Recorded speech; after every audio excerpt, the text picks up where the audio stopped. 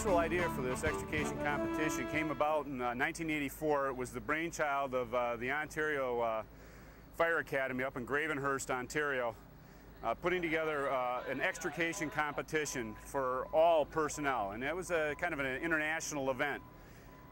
It's been taken over now and run by the Transportation Emergency Rescue Committee of the International Association of Fire Chiefs, and this is the first event that we're hosting locally in the Detroit metropolitan area.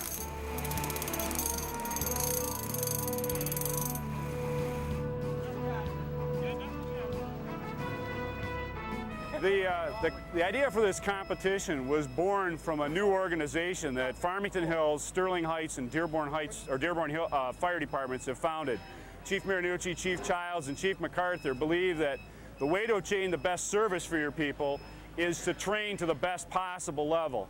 Operational readiness concepts like this, training really in live events, really brings skill to the absolute peak it can be with people. State-of-the-art cars, state-of-the-art technology and rescue events, state-of-the-art teams working with new ideas presented in symposium or workshop, and then coming out here and using them that time is really going to produce the best possible level of service to our response agencies. The new Regional Alliance for Firefighter Training is meant to bring this concept of the very best, excellence in training, to the service units that we provide agencies to. So Farmington Hills, Dearborn, and Sterling Heights become the first three agencies aligned with, and this will become a major player in the 7-county region here. We'll be offering a Fire Officer Academy next. This event will continue on an annual basis, and we'll be adding more appropriate, best of service, cost-effective training that we can bring to the residents of our communities.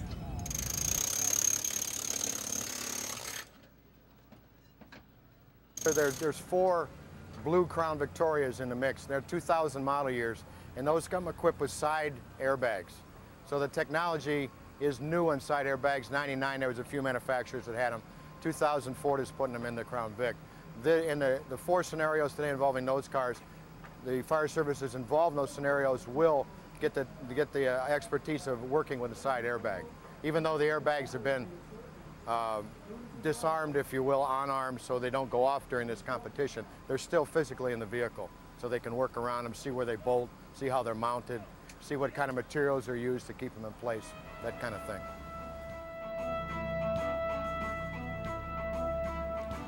Again, the Farmington Hills Fire Department is very involved in today's activities, right? And again, a large part of the activity is to learn, more about what it takes to get people out of cars after they have had an accident.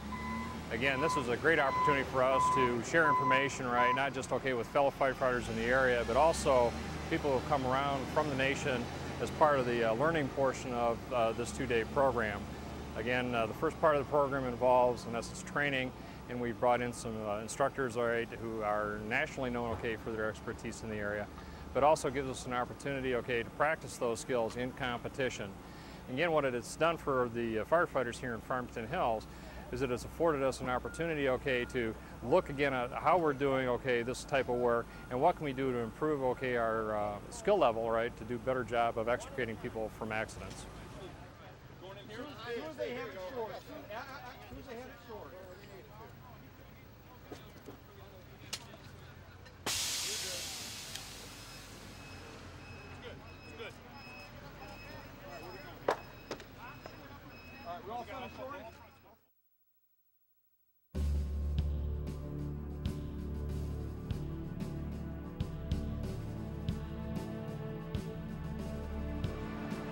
The concept of extrication events is to enhance the ability of firefighters to make rescue in automotive rescue extrication events. During trauma events like this, we need a 10-minute patient access time in order to meet an obligation to try, and it's a goal, to make a trauma patient reach an emergency room in 60 minutes. If we get them out of the car in 10, we transport them in 10, they're in the ER for 20, they're on their way to surgical prep so that within a 60-minute cycle of time, they're under a surgeon's blade. The chances of survival increase exponentially. It's Ford Motor Company's pleasure to provide these 50 vehicles today to get the local fire services involved in some latest technology training. by donating these late model cars, which this batch, the oldest is a 96, the newest is a 2000 model year.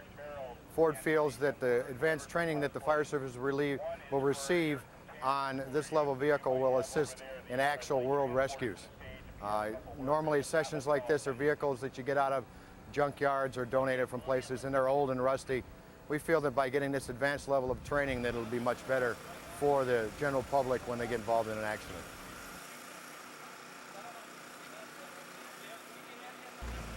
The scenarios that you see these people preparing here are actual events. You've been taken from the street. We go out, we photograph an accident we see, and they go into a sealed folder, and the teams individually pick at random one of these scenarios. So these scenarios live out on the street. These come from actual events that have happened someplace. This isn't just us being creative and trying to concoct something that nobody will ever see. So the issue is people have actually either died or been trapped in accidents very similar to these. The pit crew takes the photos and they make the actual event look like the photos.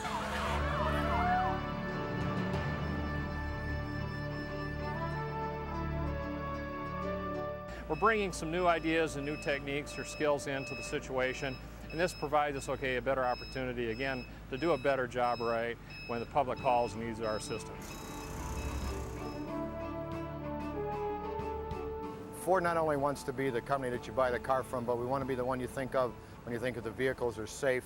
And this is a way that we can see, number one, what our vehicles do, but as I said earlier, to get the best level training possible for the given fire services on the new vehicles so they can rescue the general public when and if they need to be rescued.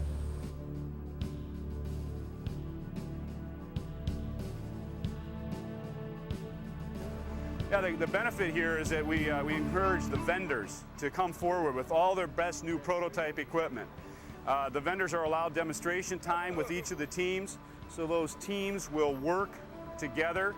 As they work with those extrication pieces of equipment, they'll learn new equipment, find out what works, what doesn't work. Got one patient pinned here. Okay. In the driver's seat. All right. See what's going with the white. White grab. The front tires on the white too. I don't want that white car. All right, let's go. Chief looks like his head is pinned between the roof and the seat.